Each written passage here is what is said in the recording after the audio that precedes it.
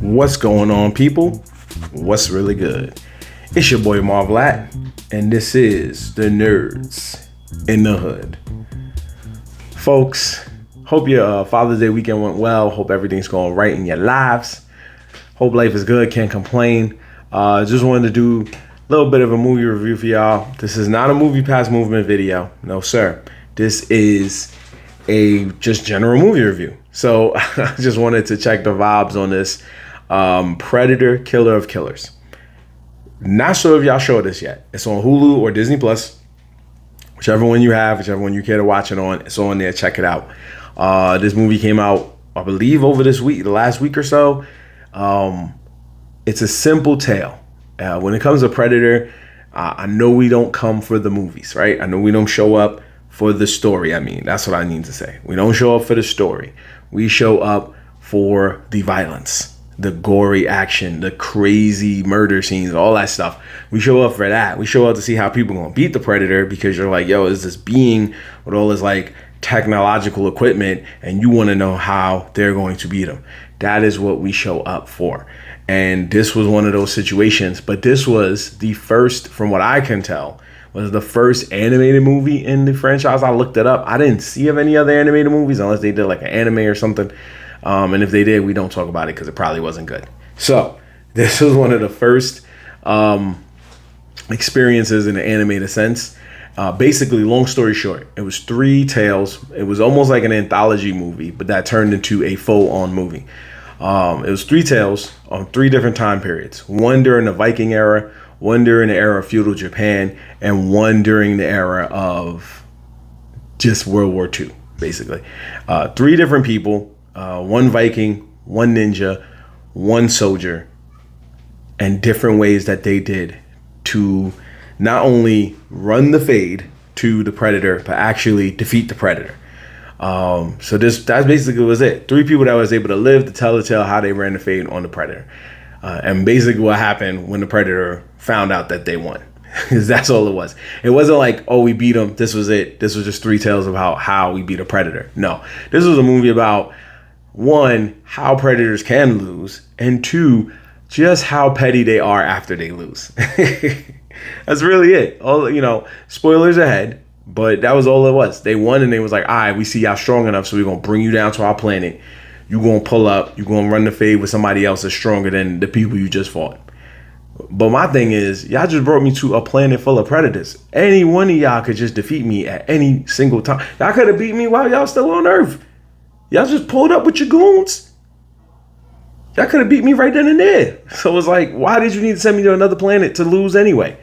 It was inevitable that I was going to defeat one of y'all, but it was also inevitable that your goons was going to come defeat me. So it was like, man, Predators are douchebags. Anyway, I didn't mean to go on a tangent there. I just always think about that, where it's like, y'all could easily just pull up and just enslave Earth.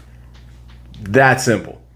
You always see these movies, a person could beat one of them, but it's never like groups where they pull up like the Ginyu Force and just be like, all right, all 5 of us could easily wash out. And I know that's how the movie's made, so that way the good guy wins in the end. I'm just saying, like, but be that as it may, this movie was better because it really was about the dynamic of what made these people strong, whether it was just Ursa's desire to avenge her father, or was it Kiyoshi? What was his name? Just had it up there. My bad, people. Bear with me for 2 seconds. 2 seconds. Yes, Kiyoshi. I was right. So it was Kiyoshi's, desire to also. It was 2 people's desires for vengeance in a way, but one was more like, I'm gonna give vengeance by like ending your life, and the other was just like, I was just trying to prove a point. Yeah, we didn't need to be Shogun in order to be like the strongest and get the respect we deserve. And the person who raised us to do this was a jerk. And he caused us to not be friends no more. And in the end, they were friends, but it was just at the worst possible time. Where a Predator came up and was like, I'm crashing out on everybody. So it was just one of those moments where you're just kind of sitting there like, ugh. So I did like it. I did think the movie was cool. It has a really sweet payoff. If you've seen the movie Prey, it has a really sweet payoff at the end. And that is also what I want to know too. Like, what does this mean with both of these movies? Like, how connected are they? Will we see other Predator movies in the future? Because I don't want to spoil it too much for y'all. If y'all watch it, some of the scenes in the movie are better seen than heard. But I do know the action was there. It was great. The fighting style was good. The animation was more like a cross between like a little bit of Arcane, but more kind of like Spider-Man Into the Spider-Verse kind of vibes, a little bit, not fully on it, but it was like a small mix between the two. But yeah, other than that, yeah, the action was there. The animation was really stylish. It was really good. It was really funny at times. Like, also, it made me realize predators can time travel, right? This movie should confirm that, because if you look at it, they defeated 3 different people from 3 different time periods. One was from the Viking era, the other was from feudal Japan, and then the third one was from World War II era. So it was like, these are 3 different time periods, right? You got one dude dressed like a feudal lord, well, not a feudal lord, but basically a ninja, and another dude had on jeans.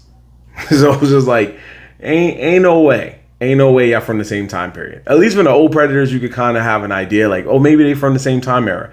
But with this one, it was like, nah, these are different people. So that led me to believe that they were time travelers. Like, predators can travel time. Now, if this was something I didn't know, hey, you don't know what you don't know. I learned now. But this was just to say, like, yo, these guys were time travelers, and they could travel to different eras and just get the strongest people that they think at that time. I remember in 2010 when they did the Predators film, even though I wasn't a full fan of it, it was hype. They didn't really time travel from what I remember. It was more just like grabbing people from all over the world. And I think they were in the same time period. But there were people that stuck out longer because they were able to survive longer. Like Lawrence Fishburne's character in that movie, who they had crashing out for no reason. And that's what made the movie kind of go left. It's not his fault, but I'm just saying that for what it is. But yeah, where does this go with the second movie? Because if you watch the movie, they abduct, basically, I can spoil that part. They abduct all the people that end up defeating these predators. So if they're getting different people, will we see people from Prey? Will we see Dutch from the first one? Will we see other people from other Predator films who survived?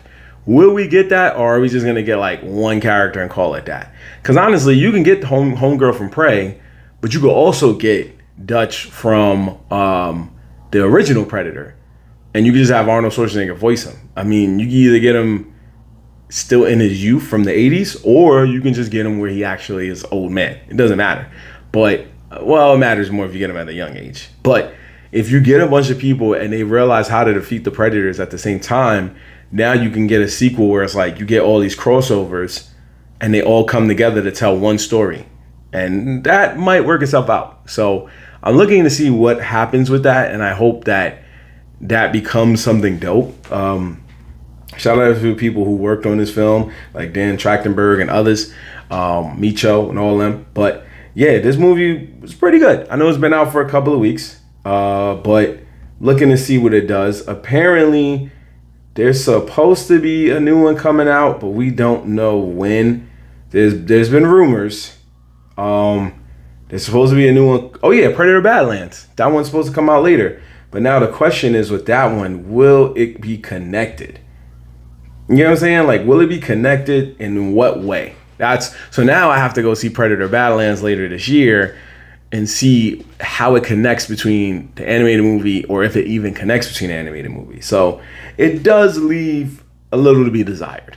But if you want to see this movie, you're interested in Predator, or you just want to see some good old-fashioned animated fights, go watch this movie. It's pretty good. It's not long. It's like an hour and a half or so like that.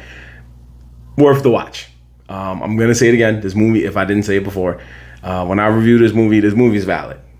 It's a vibe. Go check it out. This is one of those rare occasions where I can say I'm happy to see a Predator movie. I haven't been happy to say that since the actual Arnold Schwarzenegger Predator, or at least the second one with Danny Glover. So, be that as it may, still watch this movie. No, I was happy to see Prey. I'm bugging. I'm sorry. I was happy to see Prey. Prey was good. Prey was definitely a pleasant surprise. So anyway, I'm gonna cap off here with saying that it's a good movie. Go see Predator, Killer of Killers. And yeah, I'll catch you next time for some more Nerds in the Hood reviewing. Make sure you log on to my social media using the link tree in the description below. See more of the content that I'm brewing with my anime rap intros and so much more. And until next time, I'm gonna catch y'all. Nerds in the Hood. Peace. Happy Father's Day.